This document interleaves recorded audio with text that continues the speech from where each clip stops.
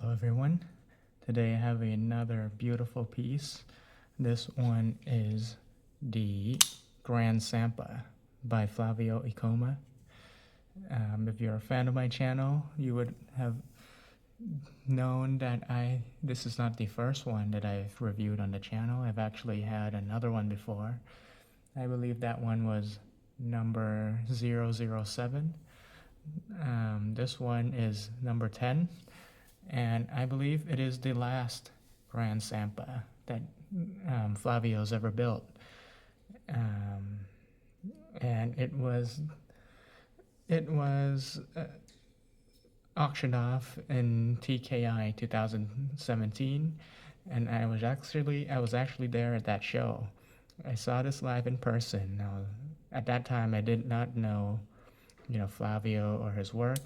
I went to his table and I held it, and I was like, wow, this is very comfortable, beautiful, and the action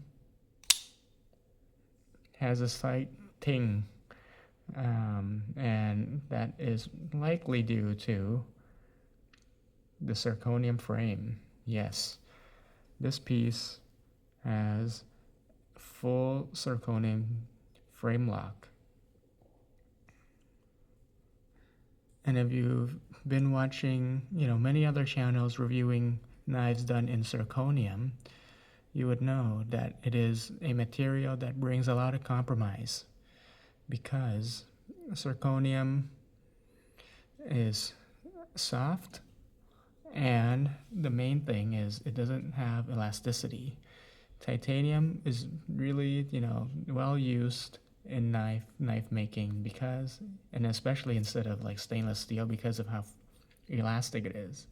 Once you bend it somewhere, and for example, like the lock bar, it will stay like that, and it won't change shape. Even though you bend it up, it will come back down.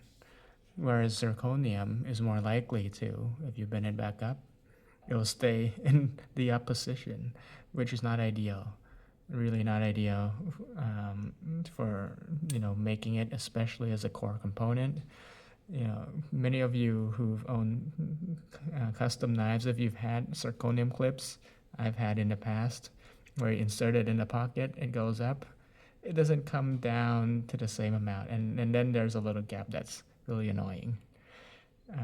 So you do need a certain level of thickness, just the right amount, and in the case of the lock bar, just the right amount of bend to keep that shape. And I think this is the only knife in the world that I've seen that's done in zirconium and has a crazy action like this. It flips out just as hard as any titanium counterpart. You wouldn't even be able to tell. But because it is zirconium, it makes a special sound. It's a little bit more like a damped sound, but also a little bit of like a metallic sound. I'm not sure if it's well captured or not in the video, but it's a very unique feeling, very good feeling. And zirconium, like titanium, is, it cannot rust, or I guess it doesn't oxidize, so it makes it a nice handle to hold. It's also quite scratch resistant as well. If it does scratch, you can't really see it that much. And yeah, that's the number 10. So let's go through. So this blade is beautifully hand rubbed. I love the shape, the profile of it. It's very unique and very organic as well. It's also a great user blade shape. This is one where, it would be a great user in terms of the blade shape. I know, there's a CRKT model of this Grand Sampa out. Not sure how popular it is, but I think they're still selling it, so hopefully should be doing just fine. Flavio has since stopped doing knife making and doing more knife designing, especially for CRKT, which is a shame because his customs are top notch. some of the best out there.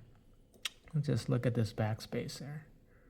Titanium with copper sandwiched in between, and look at these ridges. Really, really well done. Filed down and just perfectly centered. Perfectly centered. The frame, you can see that there is a little dot here of Damascus. It's also finished in a little slightly more, I would say, not high polished, because if you try to mark it up with your oily hands, it still shines really brightly, which is the type of finish that I really like. It's a lower grit finish, let's just say that, but it still shines beautifully. The pocket clip, even everything on this knife is just really beautifully made. One difference between number 10 and number 7 is that I used to carry the number 7. I think I carried it for maybe 6 months, but the main downfall of it is the pocket clip, because it has a screw head on the other side which pops out. You can see there's like the head here, and that destroyed my pants pockets. It would leave a mark, or it would tear it apart. This one doesn't have that, so that's really nice. But also, because it is zirconium, it's quite a bit heavier than the previous one, so it's not ideal for carry either. But it's not bad. You can slow roll open it. For me, I think the hole is more for show. This one is very much flipper oriented, because the hole is quite small to do the middle finger flick, and also quite sharp. Yeah, you don't have enough leverage. It is too close to pivot. If the hole is more to here, which would make the knife not look so nice, then it would be more, able to flick it open. Another interesting thing is that if you check out the lockup, it's very much similar to Rexford in that this is very steep.